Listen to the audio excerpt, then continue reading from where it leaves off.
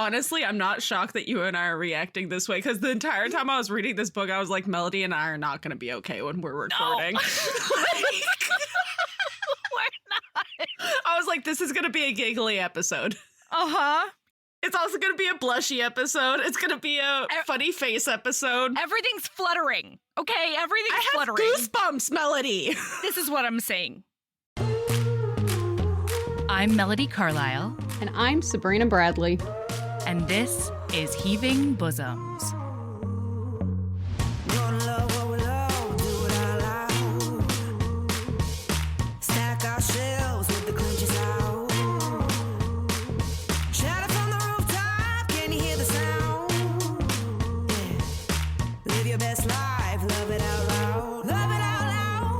This is the podcast where best friends recap romance novels and other kissing media that makes us swoon, snark, and refills our cups.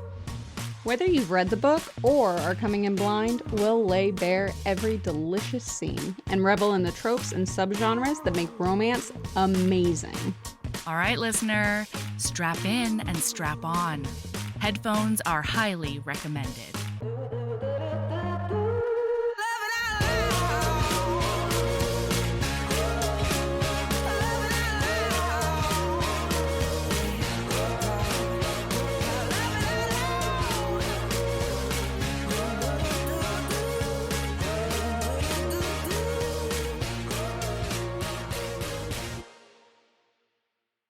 Hey, Sabrina, are you a hockey now?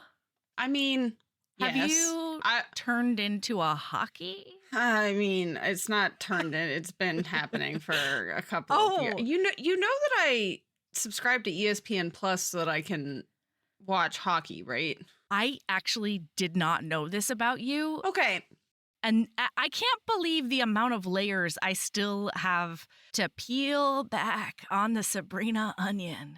Well, so I didn't realize, apparently nobody knows. Apparently this has been my dirty little secret. I was on the phone with one of my best friends on Wednesday driving back from dropping another one of my best friends off at the airport. And I was driving home and I don't remember how it came up. I think I was telling them about a hockey game. I finally saw my first live hockey game for one of my friend's birthdays. And I was on the phone. Hence why I asked you if you're a hockey now. I mean, but that's the thing is I've been a hockey. Like, so I was talking to one of my best friends and he was like, wait, you watch hockey? And I was like, yeah. He's like, you like hockey? And I was like, yeah, quite a bit. And he was like, is this new? And I was like, no, I've been watching hockey for like 4 years. I found hockey because of romance, right? Like I started reading hockey romance. And I feel like Serena Bowen is really... It was. Serena Bowen is what got me in. Yeah. And apparently nobody knows that I really fucking love the actual game hockey. I had no idea. Okay, this makes so much more sense because I wasn't sure. I've actually actively thought about this a couple of times, Sabrina. So apparently... Me and my love of hockey? No, it was very important to me when you said, I get to see my first hockey game live. And I was like, I like it. And when you said it, I was like, oh, yeah, sure. But then when I started noodling on it more, I was like, live? I mean, I'm sure she's seen games, on TV or whatever. We've all been to a sports bar or what. But I did not know. You think that they play hockey at sports hockey bars in the South, like the deep South of the United States? No, I'm never so sorry. No. I've never seen hockey at a sports bar. No. Anyway, I'm so sorry, listener. Apparently, Sabrina has been a hockey. And now she has come into her physical hockeyness. So would you like to tell listener how it went?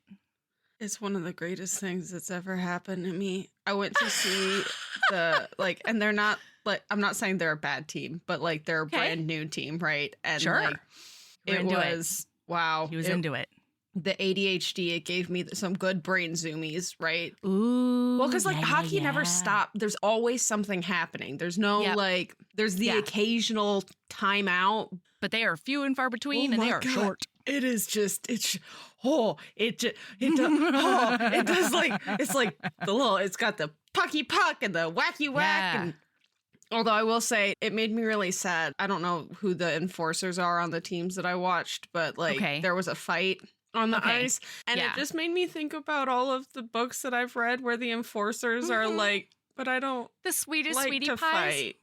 Yeah. I don't want to fight anymore. I just do this because I have to. I just do it Yeah. because that's the way it's always been done. The fight started and me and my friend both feel that way. And so we just like looked at each other and we were just like sad face. And everybody else is like, yeah, get him, yeah, and like I'm just like, oh, poor babies. Maybe they don't want to fight anymore. Maybe they're being coerced by all of you screaming fans. Okay. Well, it boggled my mind. Apparently, some people watch hockey for the fighting. And I'm like, it's not that common. Right. Like, Yeah. I mean, it probably happens, once a game? it varies.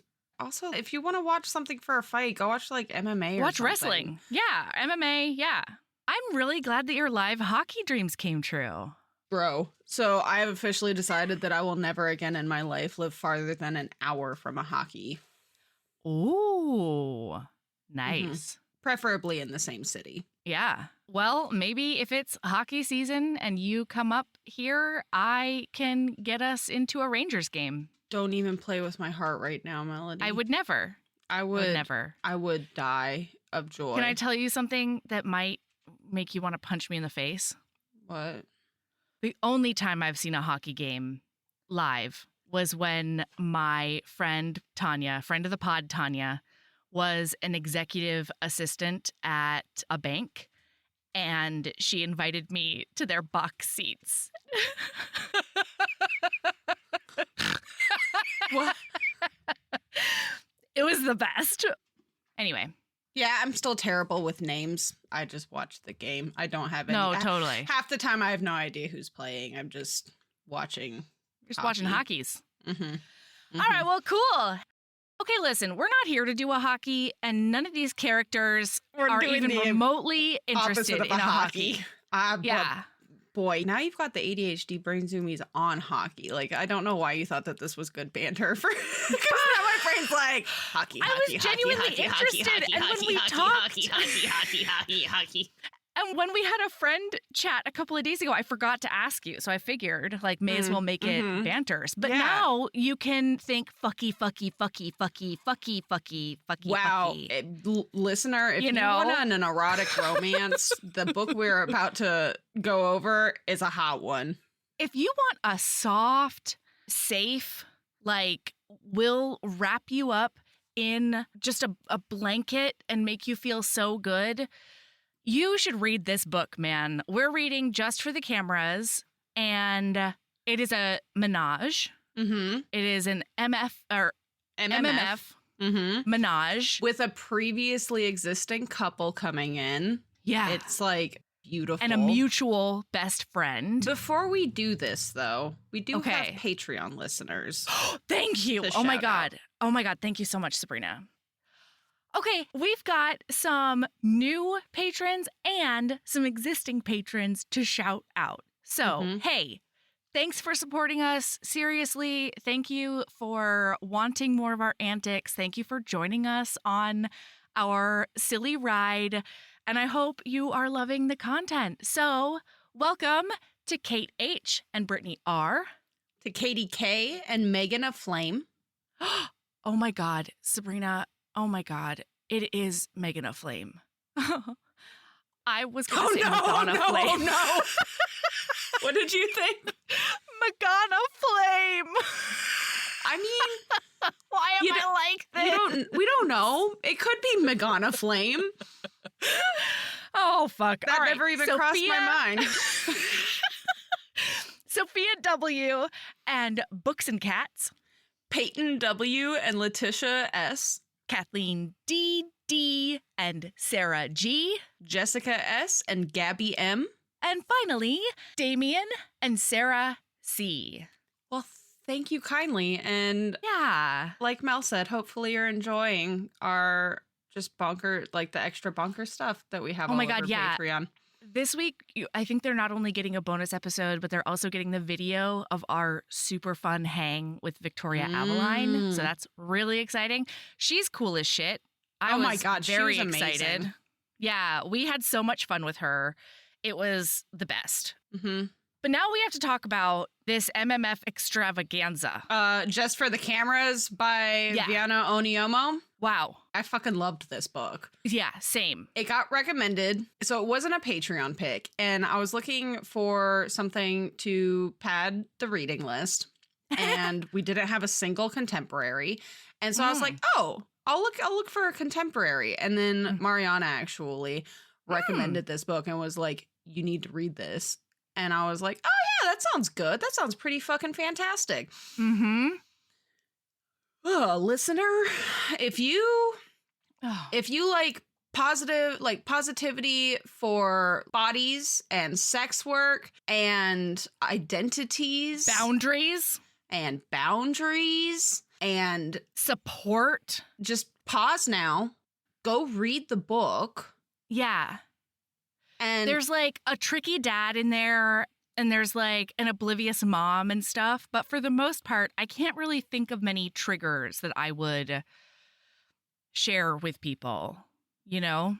I guess like it would be all parental, right? It's like getting kicked out of the family. Like, yeah, for being a sex worker. It's mostly, it mostly revolves around either tricky stuff in childhood or informing your parents that you are a sex worker. So, okay, listen. We've got Kian, we've got Jordan, and Luca. I love the name Luca. Same. Jordan and Kian are in a relationship. Swinging, y'all. Boy, they're filming when we come in. It's incredible. No, they're not filming. Oh no, they're not. You're right. They're notably not filming. Kian is behind Jordan on their couch with his they're under covers, dick in her. Yes, and he's diddling, and in her ear. Yeah, tell them about that. He's like, oh yeah, you wish that Luca could see you right now. And he's basically dirty talking about their best friend because they both realize, like, this is skipping a little bit, but like they're doing it because they have both realized recently that they want Luca, their best friend, in more than a platonic way. And so now occasionally they independently are in love with Luca, independently and together. Yeah, it's amazing. Like, this is the friends to lovers you did not know you needed, listener. Mm-hmm. Truly. Like, I don't know, honestly, if I have ever read a book that starts with a couple that I have not previously read the book where that couple gets together. Because I've read a lot of those where, like, the first book is the couple getting together, and then there's a later book in the series where there's another addition to that relationship. Oh, I know a book. You ready for this? Gifting Me to His Best Friend by the one and only Katie Robert. I have not read that. It's so good. Highly recommend. Okay. And it's a couple who, you know, then interesting. It was just really nice meeting. So I do really like that this author, we got to know Kian and Jordan separately as characters. Yeah. And they have their own separate moments with Luca in the book, which I really appreciated. I needed it. I didn't know that I needed it, but I did and I wanted it. Yikes. Wow. All right, everyone. So anyway, Kian is dirty talking into Jordan's ear about Luca, and then you want Luca to see what a dirty little slut you are. Oh my don't god, you? the freaking praise, like degrading praise, was on point in this book. Yeah. Okay, so I was reading when I was reading this book partially, my friend was in town, and so like they would have a TV show on, and they'd be like playing a game on their computer, and I had to get some reading done. Yeah. I take voice notes. And so I was like, is it going to bother you if I do that? And they're like, no, it'll be fine. And I didn't even think twice about the fact that like half of these voice notes are going to be, and then he really slowly pulled his cock out and spanked her a little bit and said some dirty things about their best friend. And then every time I did this, my friend would look over at me and be like, what you reading over interesting there, champ? Yeah. Okay. Oh, notably also, or like important to me and not really the story, which I really liked. Both Kian and Jordan are fat. They're both plus size. They're both like, I love the descriptions of them because Luca is like incredibly turned on by their stretch marks. And he talks about like their big bellies and their thick thighs, like the dimples. Like it's about so all that. Like, hot. It's beautiful. Truly a celebration of bodies. Like, yes. Yeah. It made me so happy. Anyway, they talk about how they had to get a custom couch so that both Kian and Jordan could comfortably fit on the couch at the same time. Like, I just loved it. It was so well done. And specifically the couch so that it could handle the Raucous fucking for recording. Yes. Yeah. Oh, because they have an OnlyFans together, essentially. Yeah. It's like, I think it's called like For Your Fans, but it really doesn't matter. It's an OnlyFans. And they met, like, they were sex workers separately, and they decided to film a scene together, and they just, like, fell in love while having sex. It was like an immediate and instinctive, like, make love situation. And then right afterwards, Kian just asked Jordan to be his girlfriend. And she was like, yeah, sure. And then they like moved in with their best friend or something. Or maybe they moved in with him and he became their best friend. I'm not clear on that. I'm not either. Not super clear on it. No idea how they became friends. No idea how they started living together. And you know what? It's fine. I didn't need it. Herbs. Yeah.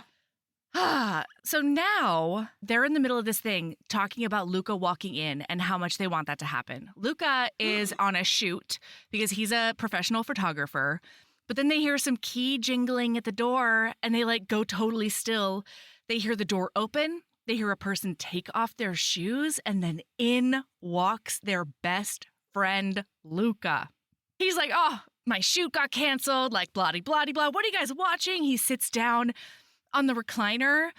And then a little while later, like a couple of minutes later, he's like, wait a second. What are y'all doing over there? And they're like, well, I have no idea what you could possibly be talking about. And they say, we were talking.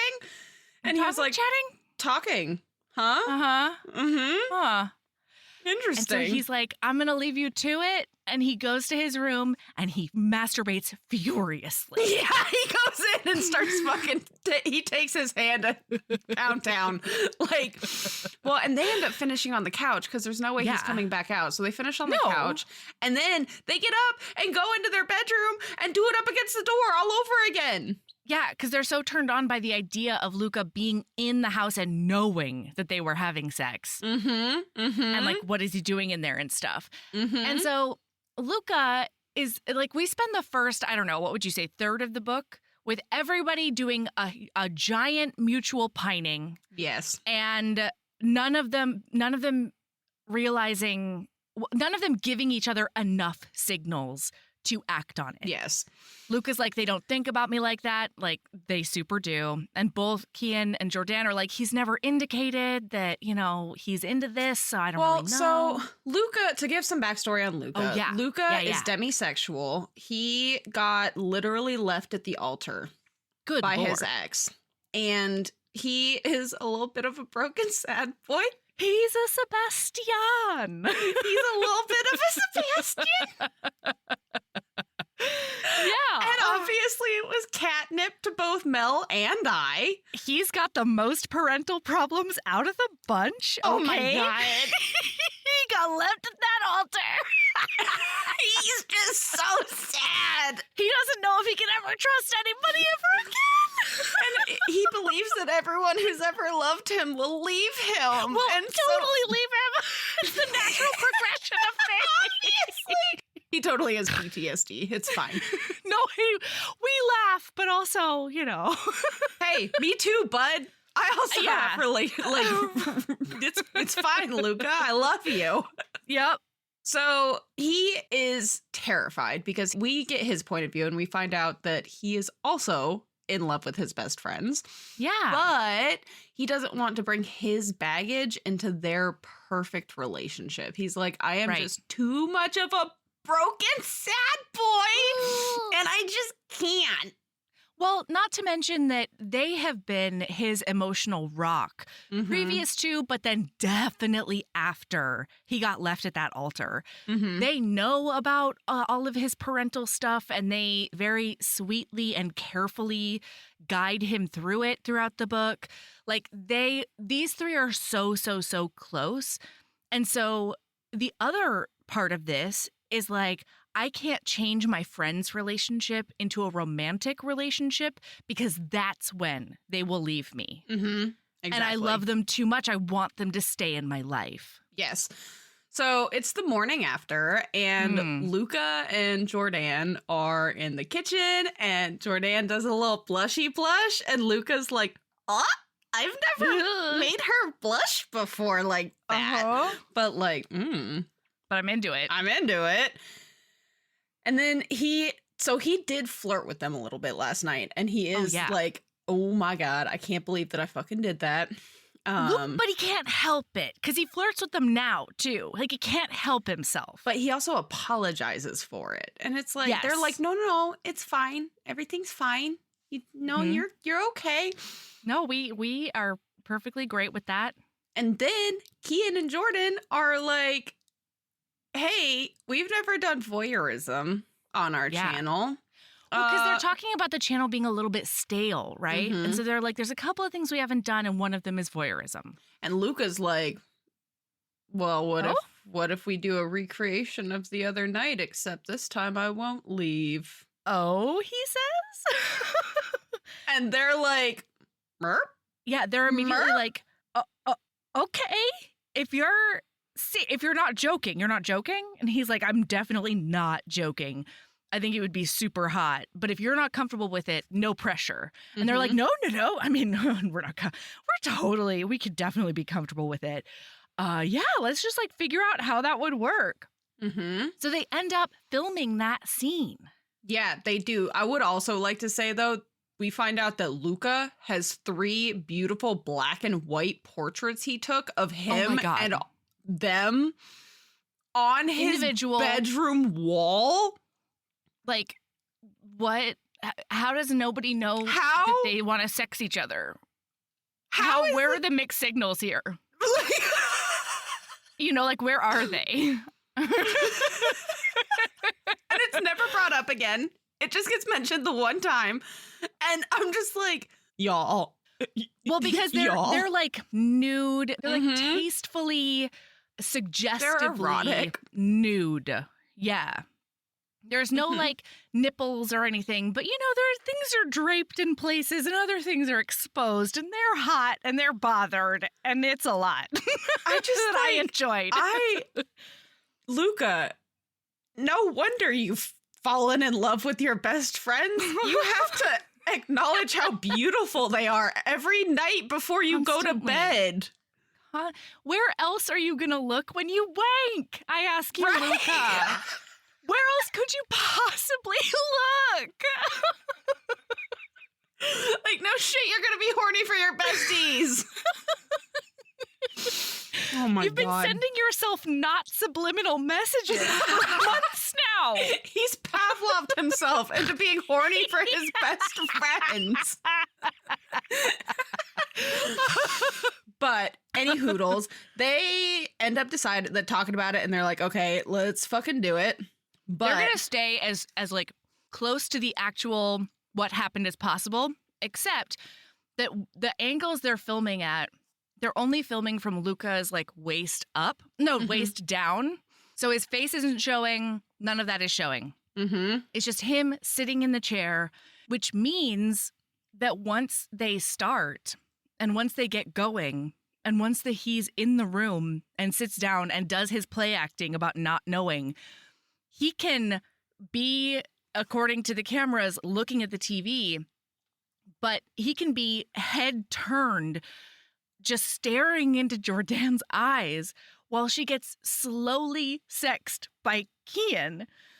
And like they're just making eye contact the whole time. And both Jordan and Kian are like trying to be quiet still. Looks Jordan dead in the face and mouths good girl at her. Listen, How dare everyone. Also, I would like to say the dirty talk in this book is top notch. Get ready for this. Yes, please. There we go, Kian growled, like her loss of control was what he'd been waiting for. Needy little slut.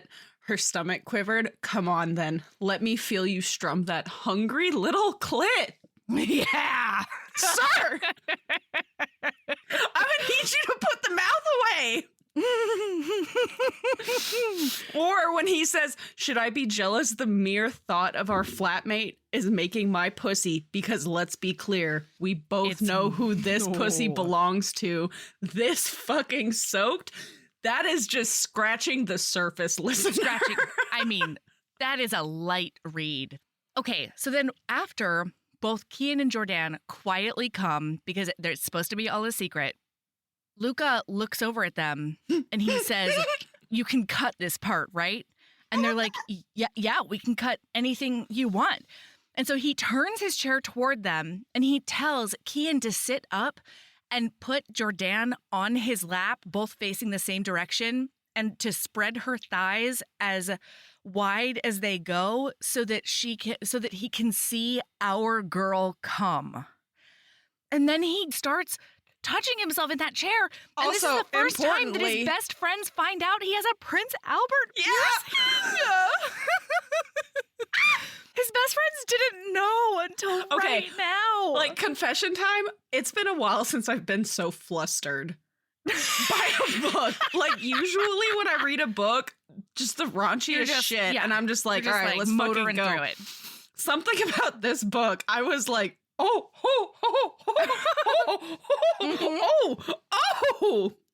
like every other page. Mm-hmm. But yeah, it was beautiful. And then, so he ends up coming. Mm-hmm. And she comes again, and like, it's just horny town. It's great. And then he goes over and he cleans them with the, like, he like wipes them clean with the blanket and takes care of them. He squats in front of them and he's like, let me do that. And he takes that blanket and he like, he gets all of Kian's release off of her, out of her, question mark. And then he very like carefully wipes off Kian's like half flaccid dick. And like, it is, that may have been the most intimate part of this scene for me, Melody. Yeah. It's like, same. Okay. I'm actually not sure about this in real life, but like I'm with it here. Everybody loves it. Great. And then they're just like, let's clean up. Do you want to be in on the editing? And he's like, yeah, I definitely want to be there for the editing. Mm-hmm. And then they just go to their separate rooms.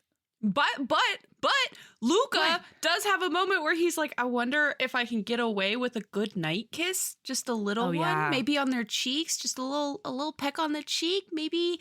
Okay, good night, and then he just fucking jets. Yes, that is Luca's specialty. To be clear, is he gets a little bit emotionally uncomfortable or uncertain, and then he roadrunners out of there.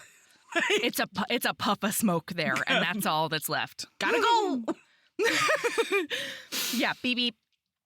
So then immediately afterwards, Luca gets a text message from his piece of shit dad. Oh God. Oh God. Yeah, and apparently his dad is dying and wants to see him one last time. And Luca's like, fuck. But he doesn't know how to respond. So he doesn't. Mm-hmm. And then Kian and Jordan are back out on the couch. They're going to watch TV and like they're like snacking or whatever. Do you know what a puff puff is? I have no idea what that is. I haven't Googled it, but I want a puff puff. Okay, so listener. What's a UK puff puff? What's that? Mm-hmm. And is it a UK thing or they're Nigerian? Is it a Nigerian thing? Is it a Nigerian thing? Yeah. Yeah. Because all three of them are Nigerian. Their parents are immigrant. Like all three of them, their parents are either immigrants or are still in Nigeria.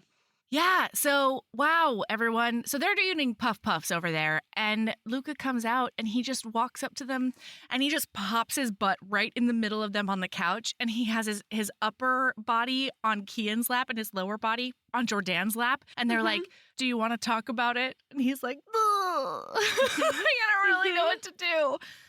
And they're like, fuck that guy. Fuck that guy hard. No. Like, I feel like you don't want to. And he's like, yeah, but will I regret it? And they're like, make your own choices, but I feel like no. You know, like you've put boundaries up with your dad and he's stomped all over them and stomped all over your heart and disappeared several times. Well, like, he's already cut his dad out of his life. Right. Because his dad has been like using him his entire adult life. Yeah. For money and like emotional manipulation. And it's fucked up.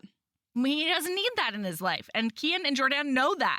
Yeah, especially when, and Luca knows it too, when Jordan's left hand dropped lightly onto Luca's knee and Luca felt like his entire world was breaking apart and coming back together again in the best way, just because both his best friends were simply touching him.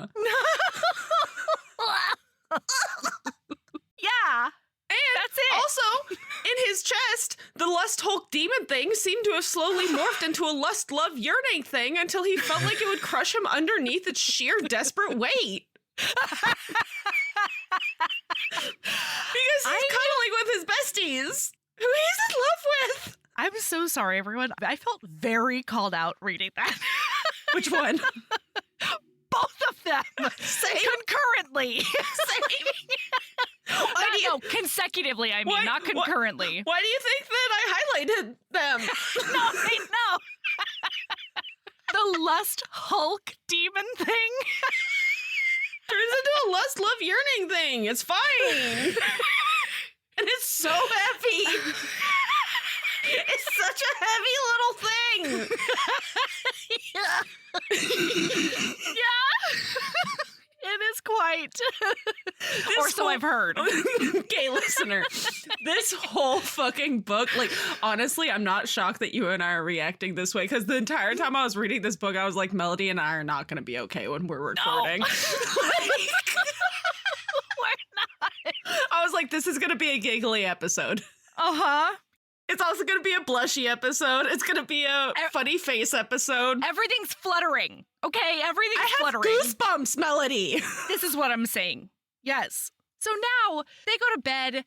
There's like room BJs and stuff that happened. They get really good response from the video from their fans. Well, and their supporters. On. Okay. Real quickly. Sure. They edit it together.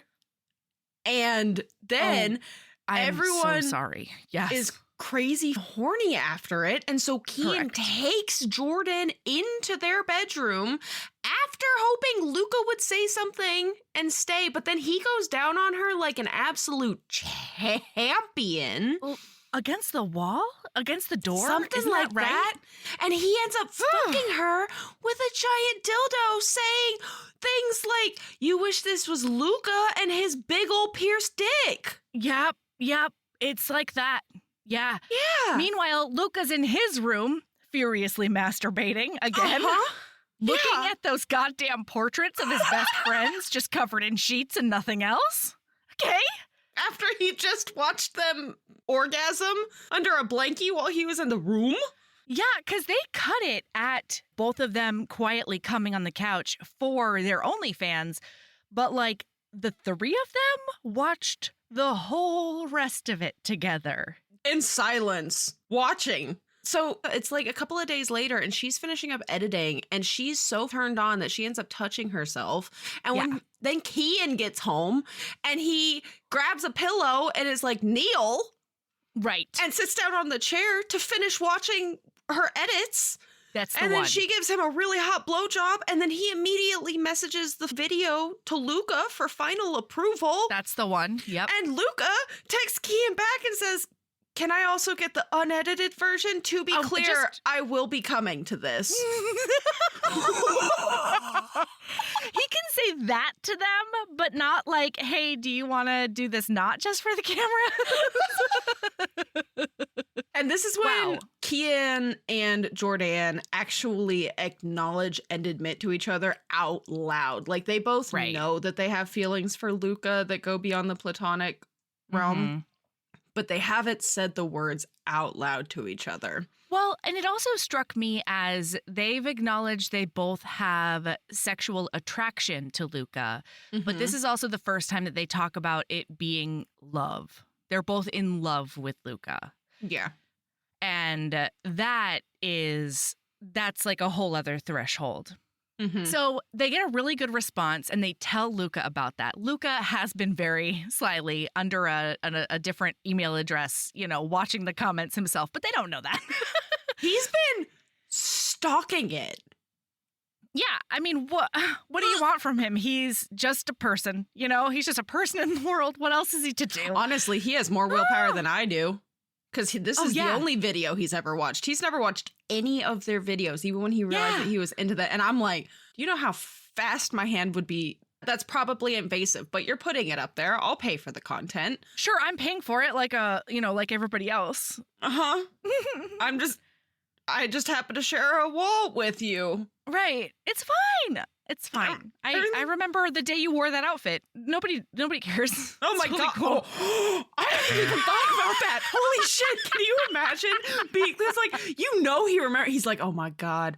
They immediately went and did this super horny thing. Mm-hmm. So Jordan wears different colored wigs throughout the book.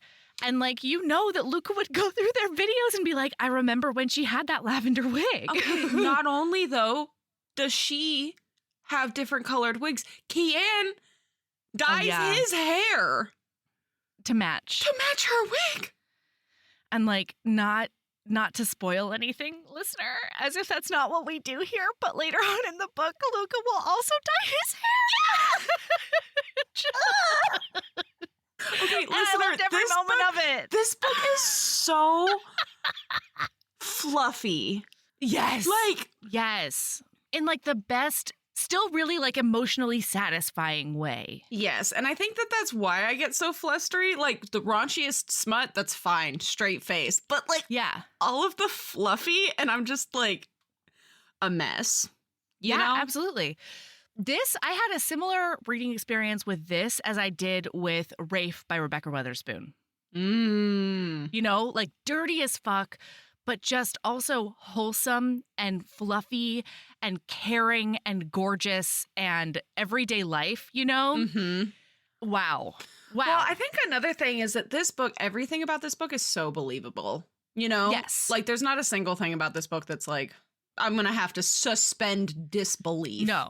For this to happen. Totally. So they tell him that it's gotten this really, really great response from their subscribers. And he's like, well, I mean, do they want a follow-up?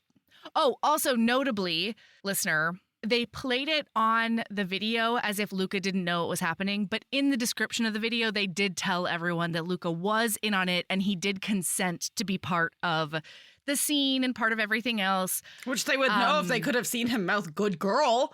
I mean. Jordan, an asshole. Wow. Yikes. Yeah. And so he's like, I mean, I don't know. What do you think about maybe doing something again /similar / more though? Well, Luca's the one who brings it up. That's what I said. Oh, I mean, that's what I meant. Sorry, listener. To be clear, that was Luca. Yeah. To who said that. So this time they're redoing the scene and he, on camera, this is for the people. He is no, they cut this out. The second time? In the second video. They cut out the stuff Luca does. Oh, well, yeah. Okay. Sorry. Carry on. So Luca is take off the blanket. Yeah. And take off your shirt. Right. And he's ordering them around. and all of those things. And it was just really hot. And then and then he's like, you're going to cut here, right? And they're like, sure, man. And so then he gets up, walks over, and then just comes all over them. He stands in front of them as they're still on the couch, and he just gives them pearl necklaces like none other. And he just comes all over her pussy. And yes, I forgot about that. I did not. I'm so glad. And then Luca and Kian almost kiss. Yes, they have this moment where they almost kiss, and then Luca is the one who breaks the spell and Roadrunner's out of there. Yeah, of course he does. He's got to go. Puff a smoke. He's got to go. This is too intimate. Oh Oh my gosh. And like while that's happening, they're like very much encouraging him. He, you know, like I just want to make it clear that it's not just him going over and being like spew. Like he stands in front of them and they're like, "Oh my God, that's so hot. Yes, keep going." You just made me choke on my mint. Oh my God. Luca is too much of a sweet angel to non-consensually come all over them. You know? No, totally. But even when he knows they consented and encouraged, they know they consented and encouraged, he still wants to apologize and does apologize for like entering the scene, like inserting himself in the scene. Mm-hmm. And they're both like, we're not sorry about that at all. And then some dirty subscriber, some Sabrina out there, okay, watches that video.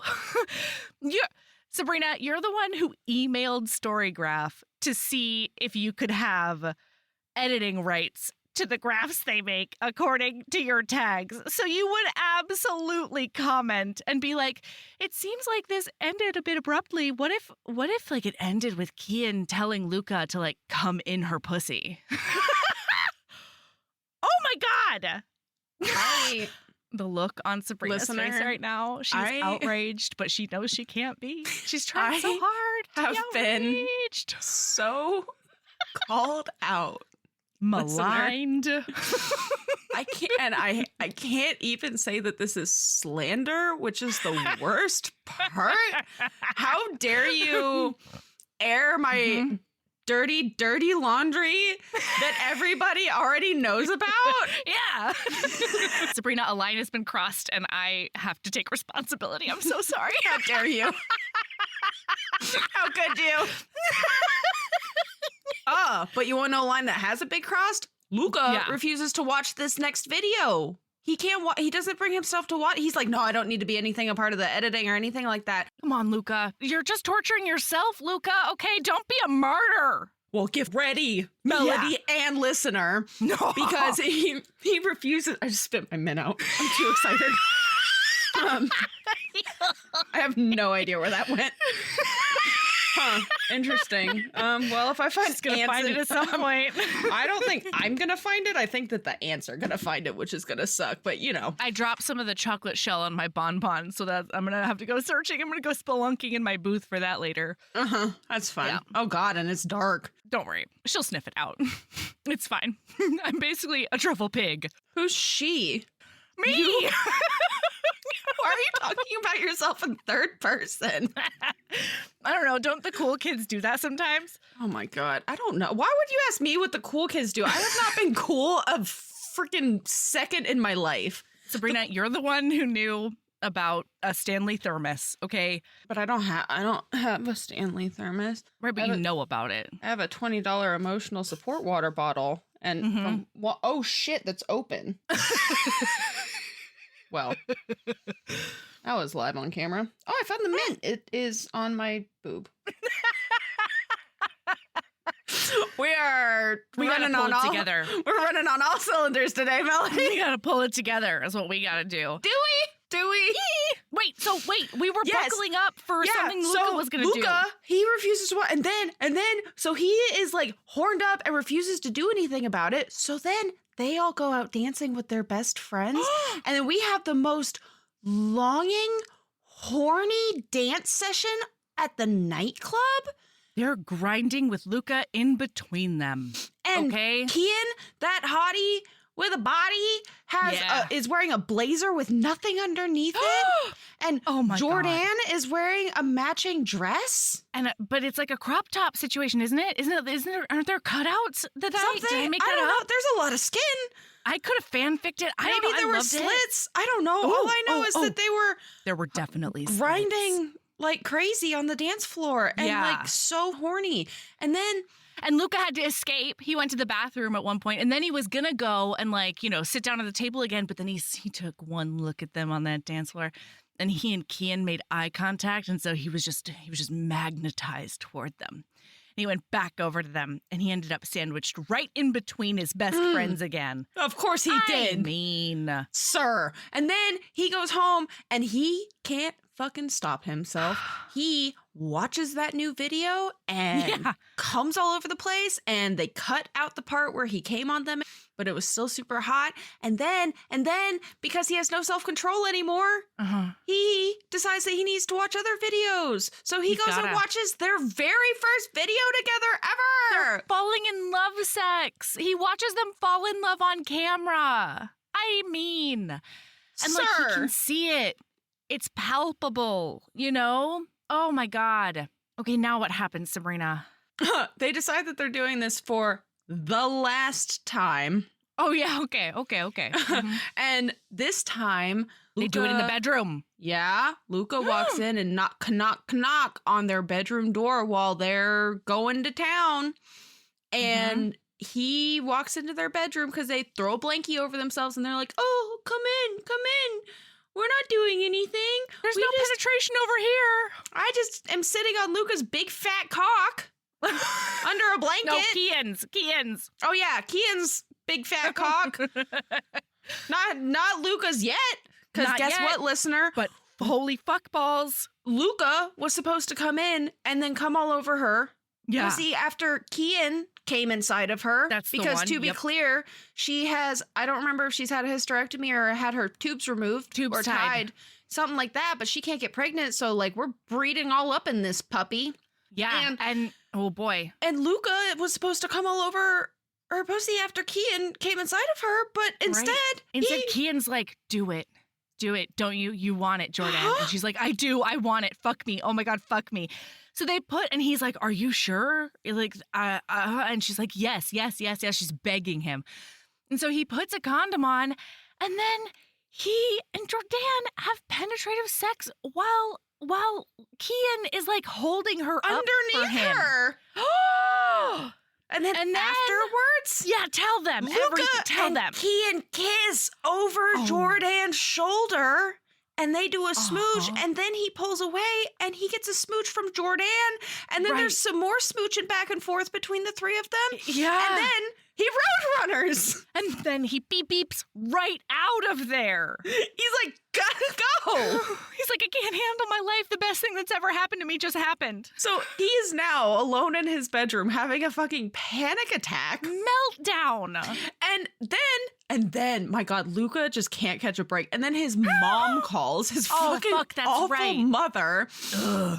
And she, like, we're not going to get into all of the details, but like, she sucks. He just can't catch a break with his family. Right. He gets like, he has some great sex with his besties. And then his parents called, be like, hey, you ready to get fucked mentally? Yeah, too? Absolutely. You ready? So then Jordan, like a cutie, come and knocks on his door. Yeah. It's like, do you want to come watch anime with me and Kian? And he's expecting it to be a couch session. Okay. No. She leads him right back into their bedroom. And that's one of the ways that they would comfort him after his altar abandonment. They would like put him in the middle and they would all lay on Kian and Jordan's bed to watch anime on a laptop and like snack and hang out and just, veg. And so he's like, oh my God, okay. This is like kind of familiar, but it's also like, we just had sex. Like, what am I doing here? And then he falls asleep. And then he hears them start talking, but they think he's still asleep. And they're like, yeah, we should just stay here, right? Don't wake him up. Yeah. He's like, oh, they're going to wake me up and tell me to go. And it's going to be like mortifying. Like, should I just do it myself? And they're both like, okay, well, let's snuggle up and not make sure Luca stays asleep in here and stuff. And he's like, oh, okay, this is the best thing ever. But also I'm confused. And then they snuggle up, and then he roadrunners in the morning. Yeah. When he wakes up. And then he can't get out of there fast enough. Kian and Jordan have a little conversation about leaving the little door open. Yes. And not the pushing relationship Luca. Door. Yeah. And see if maybe he wants to make his little way in. Yeah. But like in the most casual way possible, being like, it's totally up to you, friend, and it won't have any impact on our friendship if you say no.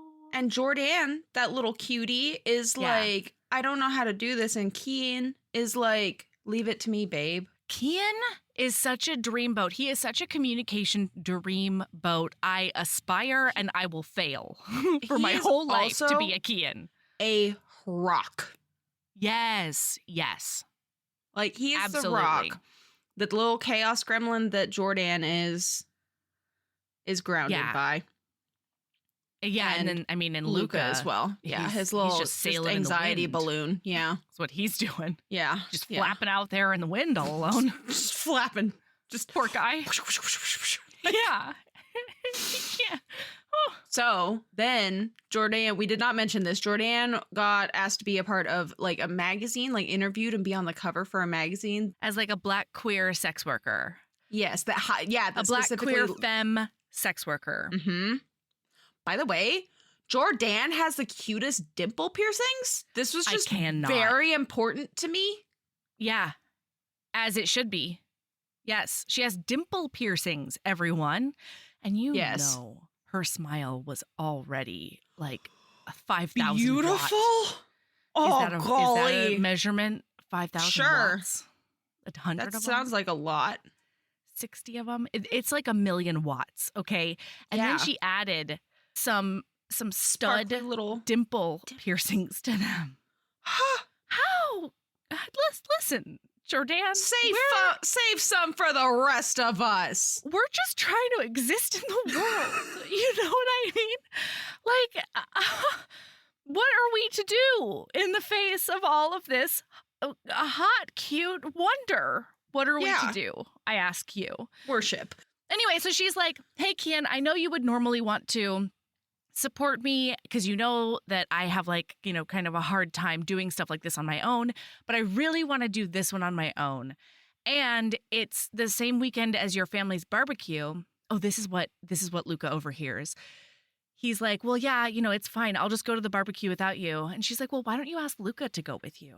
And he's like, oh, what a great idea. And Luca is just laying there being like, are all my dreams coming true? Like, I'm not sure.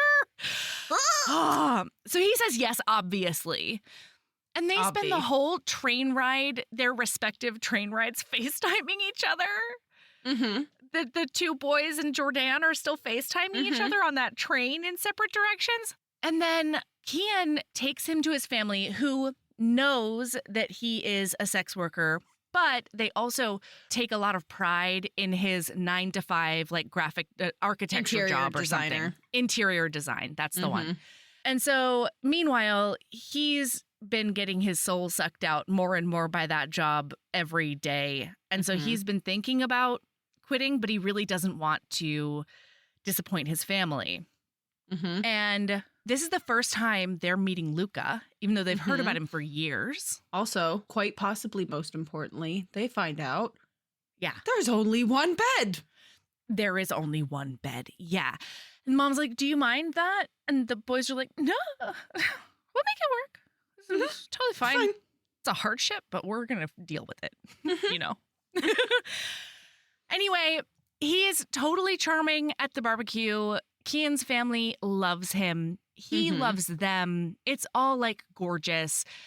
And he has this conversation at the sink doing dishes with his mom where she's like, so you and Jordan, did you like break up or whatever? And he's like, no, Jordan and I are really, really solid. She's like, okay, well, it sort of felt like, you know, you've been interacting with Luca as if you're dating.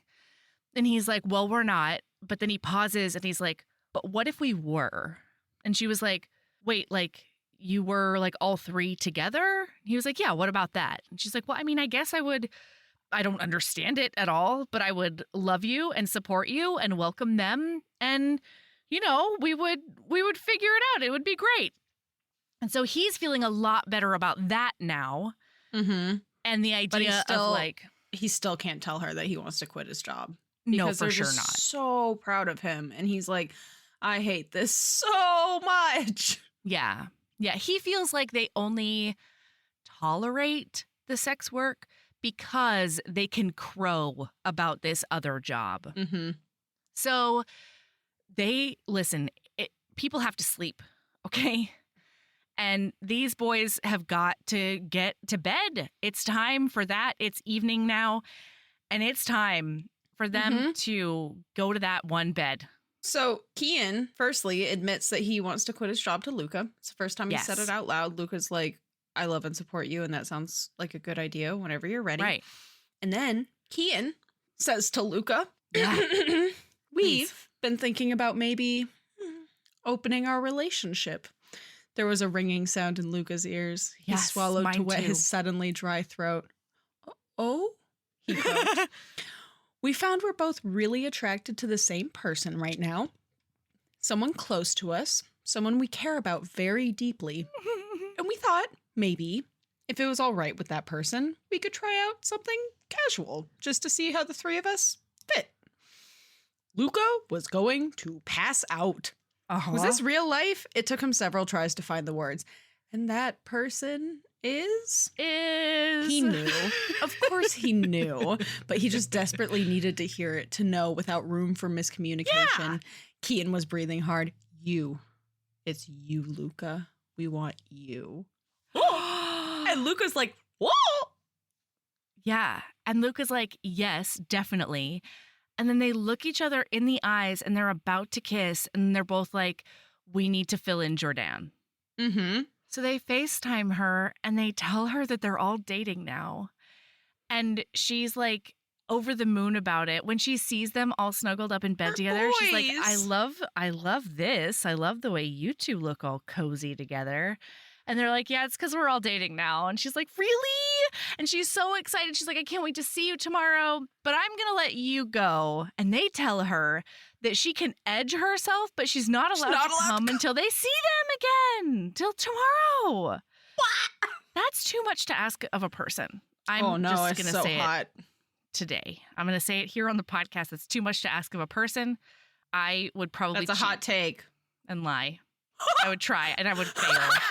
And then I would get punished. Like, that's how it would go. Are you a bad liar? I am. I would never be able to keep that to myself. I'm a comically bad liar. I can't do it. Big same. Can't do it. Guess what, friends? It's on, TM. Yeah, it is so. It's so on.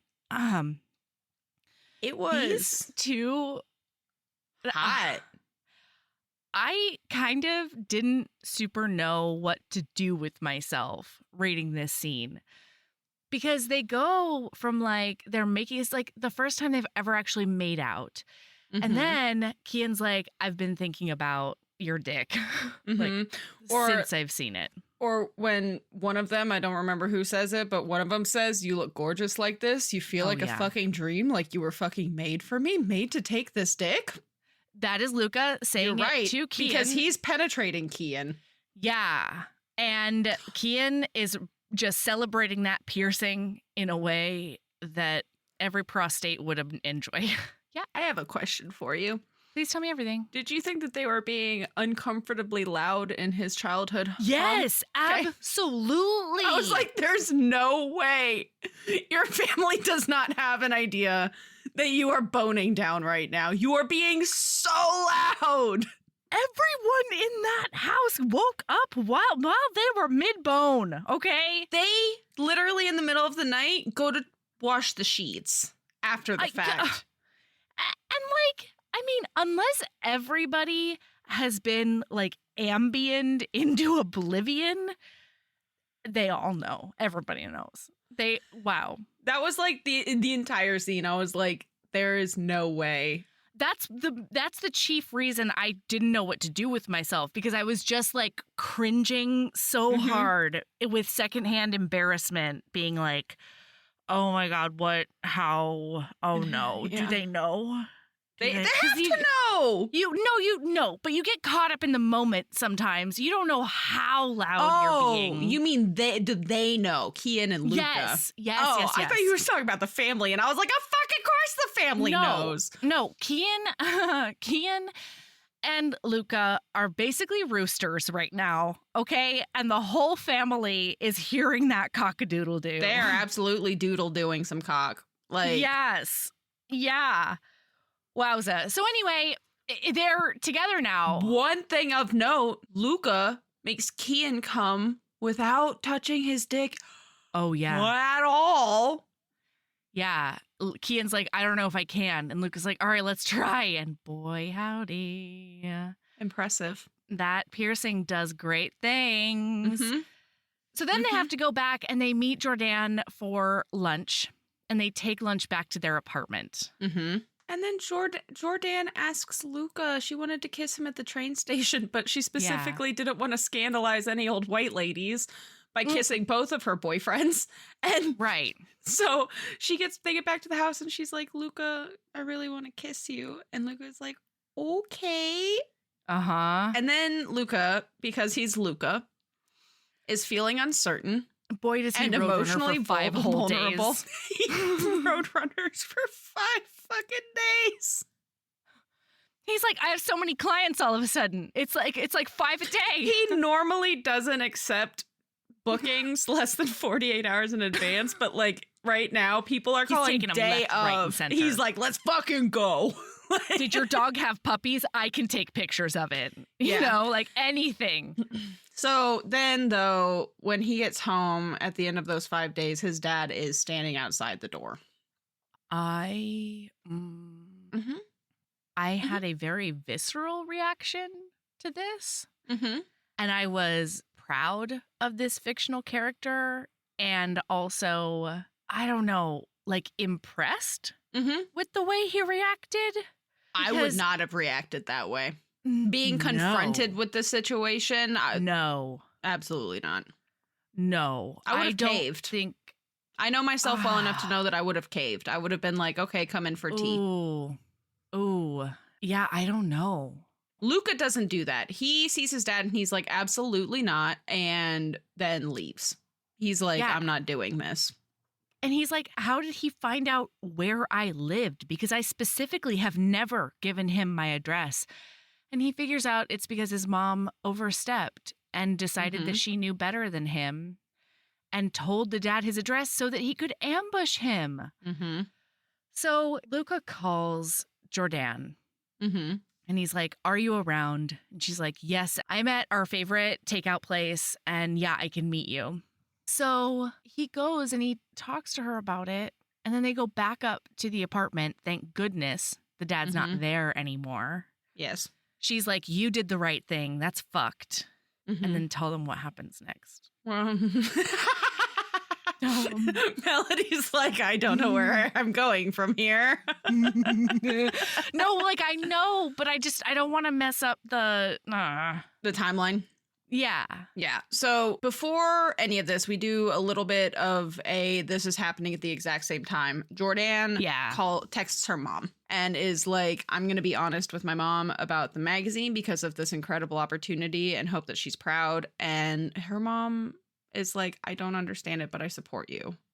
And she figures out that her mom has finally left her very close-minded and abusive dad. And so she feels comfortable with like having an out loud and proud relationship with her daughter again, instead of having to sort of like skirt around and do it in secret. Yeah. And the reason I even wanted to bring it up, because we haven't talked about her relationship with her family or anything like that, but I was just really proud of Jordan. And one of the quotes was, after doing the interview alone, she had shown herself that she could still stand on her own, but she liked it a lot better when her friends stood by her too. She could brave her fears with them and still come out standing on the other side. And because Jordan was really skittish when she and Kian first got together. And just knowing that she... Well, and I think one of the reasons I loved this so much is because we see Jordan and Kian be like, trust your instincts. And then when Jordan tries to process it with Kian and Luca about whether or not she's going to tell her mom, and because Jordan got kicked out of her house because she was outed as a sex worker. And then afterwards, she told them it was just like a one-time thing and, you know, it's not happening anymore and whatever. And so she's been considering whether or not to tell just her mom about it. The truth. Yeah, the whole truth and, you know, where everything stands. And both Luca and Kian are both like, babe, I think maybe no. You know, you're in a really good place and you're able to talk to her pretty frequently. And I don't know that you want to take that risk.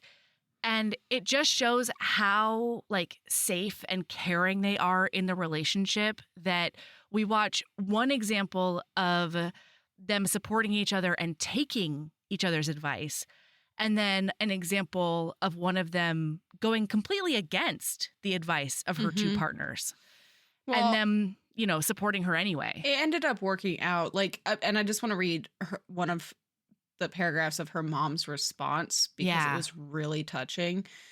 Your cousins have made me realize you don't need my approval or understanding. You just need my support.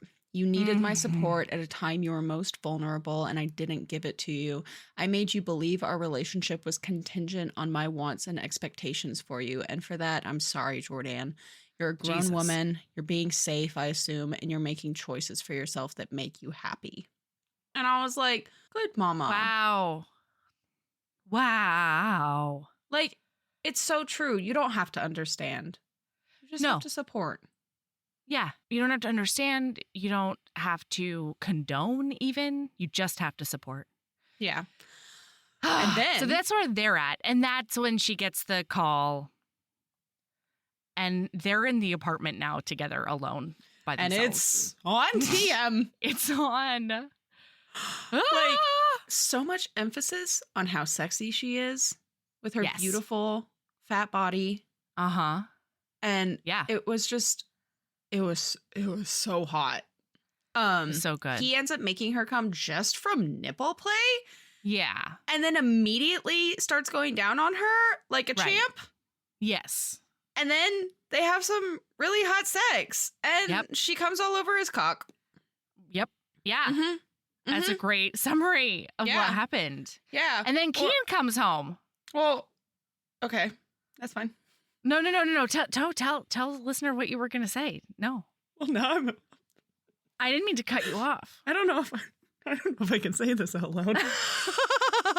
Something that is making Sabrina question whether or not she can read a sex passage out loud. This is embarrassing. Oh my God. So he pulled out, then thrust back in again a little faster this time. Fuck, Luca. She tried to shift her hips, shying away from his next deep thrust. He grabbed her hip in his right hand to force her to stay still. Don't pretend you can't take it. Don't act like you didn't just admit you missed this dick. You want to feel it, yeah? Then feel it.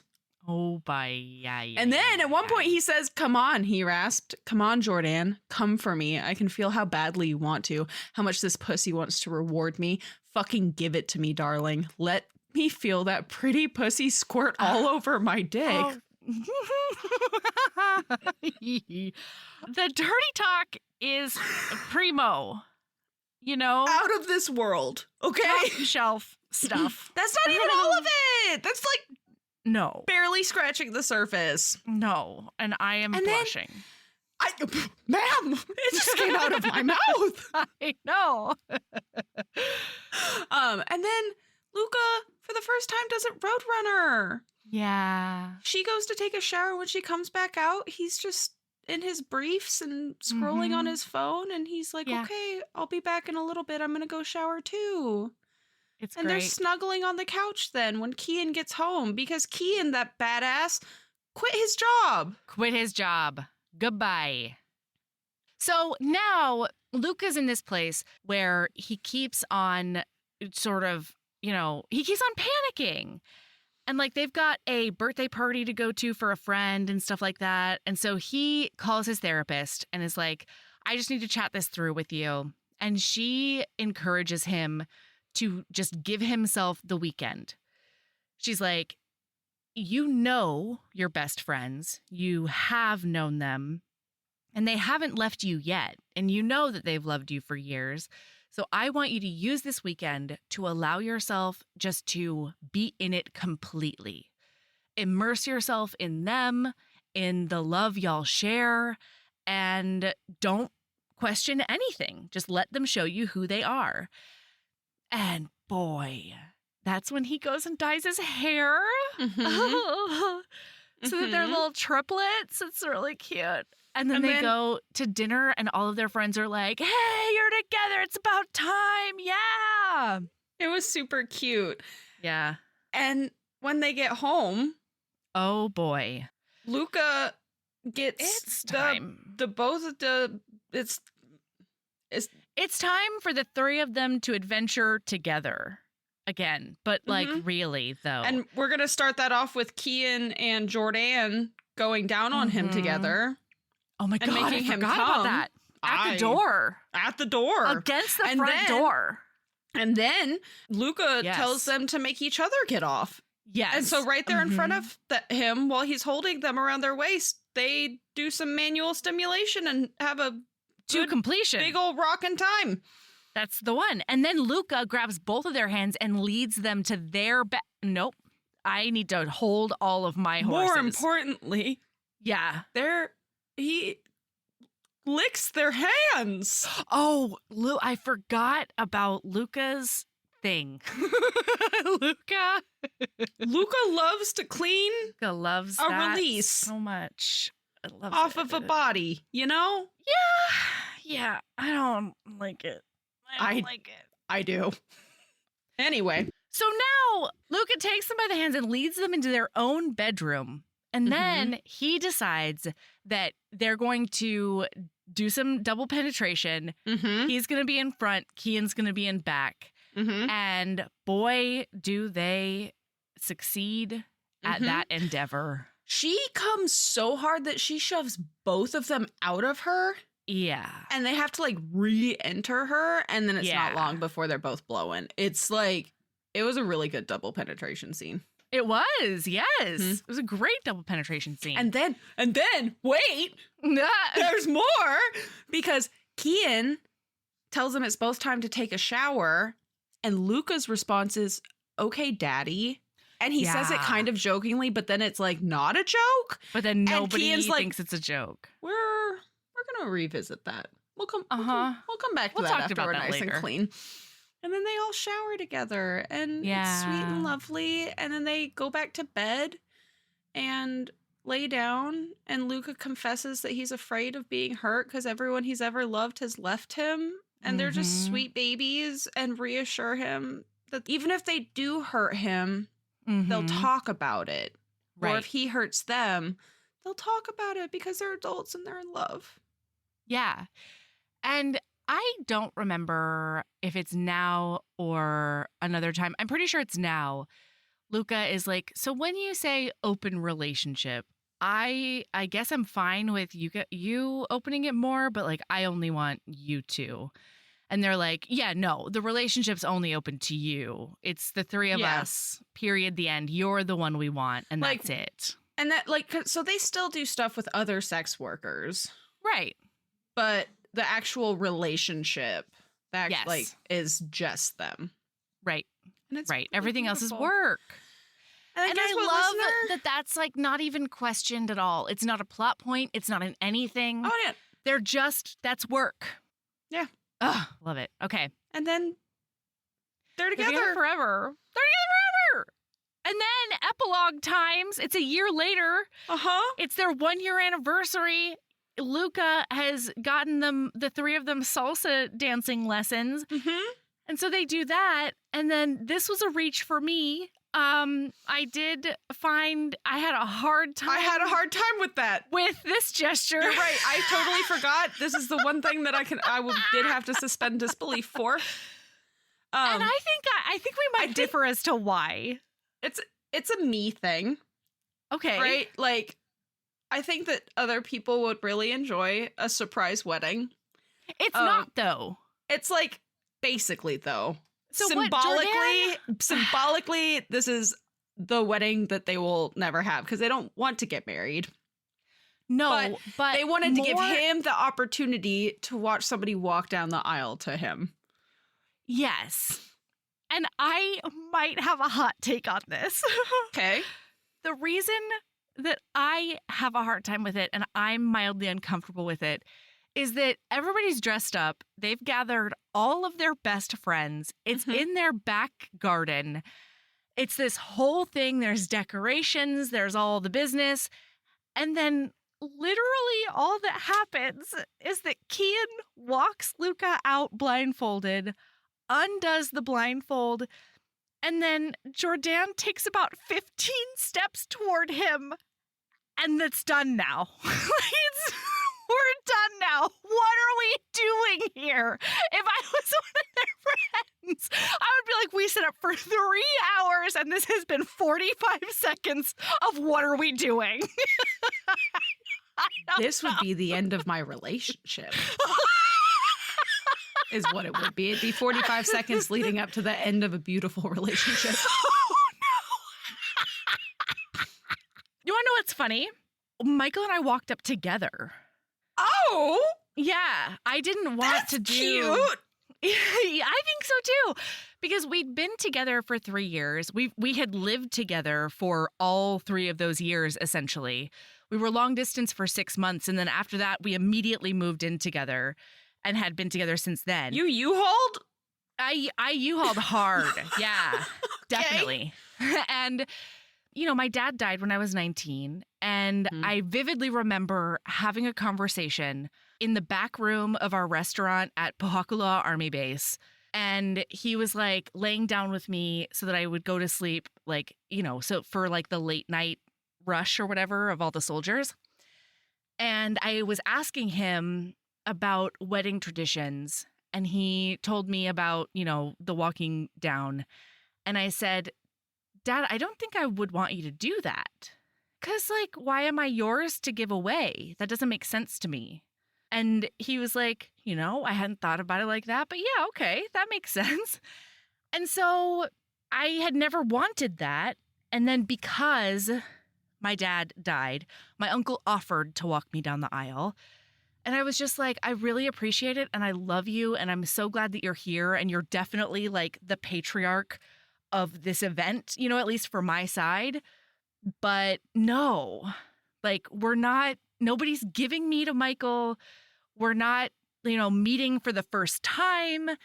We're starting the next phase of our life. And I feel like we're doing it together. And so we should just walk in together. And so we walked down the aisle together. And I really, really loved it. That's super cute. Yeah, I loved it. Okay, anyway. Yeah, that's it, friends. This is the end. And it's the best. It's the best. They're There's no together third act forever. breakup. I love that. Yeah. It's just... Especially for a book that is so internally driven. Like, there isn't a lot that like capital H happens in this book. Yes. It's all just following the relationship. And so I love the fact that even though, like, you still get an emotional arc for all 3 of them. Oh, yeah. But I love that it doesn't include a third act breakup. Me too. I was a little concerned that there would be one with the way that Luca would, like... Totally. Was Roadrunner? Yeah, roadrunnering. Yeah. And so the fact that there was not one, I was very, very pleased by that. Same. Yeah. But yeah. All right, Sabrina, what is your lady love? My lady love is The Path of Totality for the solar eclipse. Ooh. My friend flew out here. It is our 10-year friendiversary this month. And my friend flew out here for a week. And I took a couple of days off. And I lived like an hour outside of Totality. And so Monday, we just drove up there. And we found a hibachi food truck. And bought food and just laid on the grass outside, like by the hibachi food truck and just stared at the sky all day. Oh. And my favorite thing when I'm feeling like, just to be completely, you know, blunt and honest, my mental health hasn't been the greatest lately. Right. And something that really helps when I'm feeling that way is being reminded how small I am in the universe. Yeah. And so watching this incredible astronomical event was just such a good reminder of how small I am. You know, like I am just a speck on a speck in a solar system of specks. And it was exactly what I needed right now. And it was freaking cool as hell. And it was so cool. It was so cool. I couldn't believe we're not on the path of totality and we didn't travel anywhere, but I couldn't believe how close we came to it. Like there was definitely a moment where I felt like I could not see the sun, but there was just like this tiny, tiny, tiny sliver, and it was incredible. The point where I could take off the glasses and just look directly at the sun was like, holy moly. That is so cool. That's and it so was cool. It was the craziest part is like it got cold. It felt like it was like dusk. Like in the middle of the day, it was just suddenly it was almost nighttime. It was wow, yeah. It was just really fantastic. So yeah, that's my lady love. What's yours?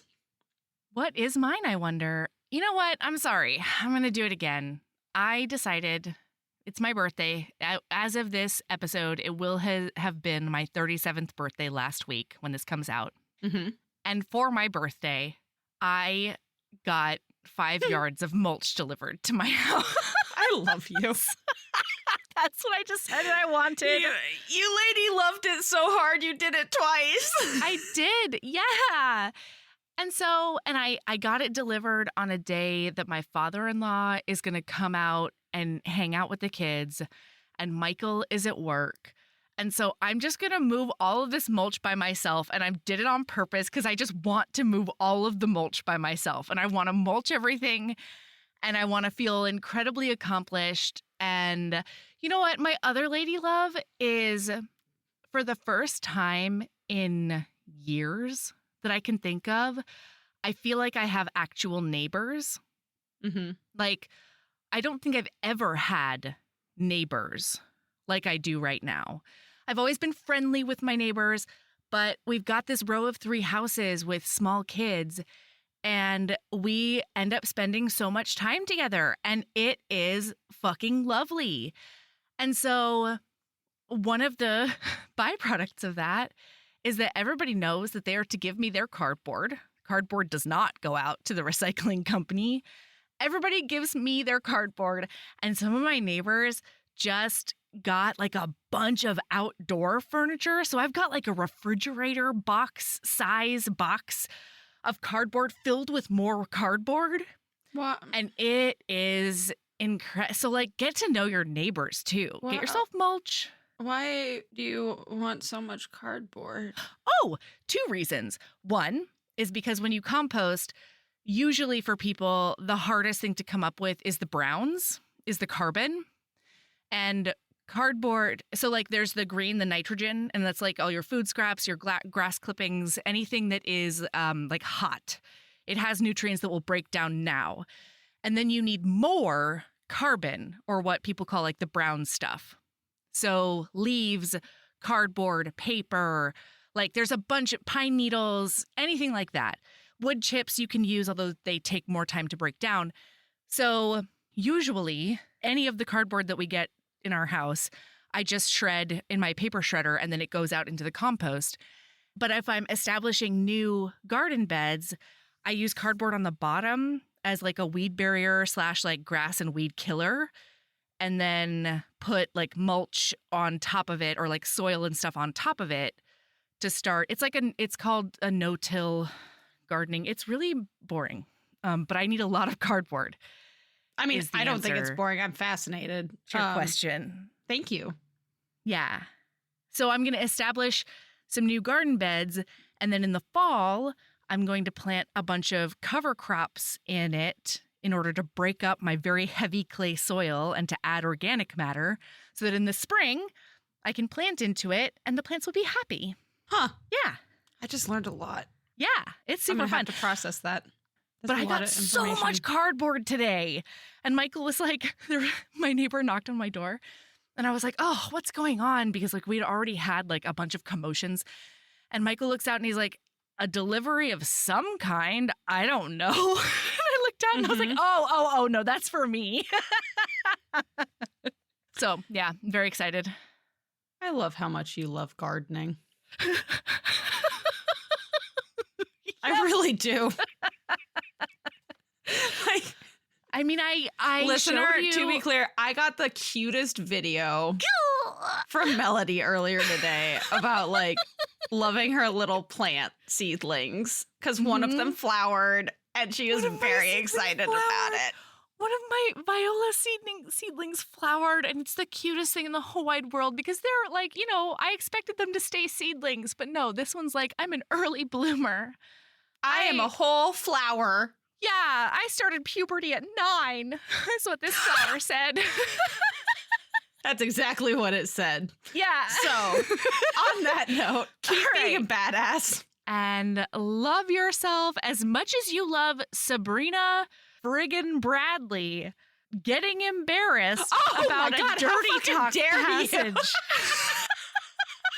I never thought I'd see the day. I don't know why. Like, I don't know that. Is that the dirtiest thing that I've read out loud on pod? I don't know. I don't know either. I don't know why it made me so flustered today. I think it's just because same. I think that this book specifically had me really flustered. And so, anything I could read out of there. I can't believe you just first and last named me about that. All right. Love yourself as much as you love a plant that goes through puberty at 9. All right. Yeah. All right. Bye. You fucking dick.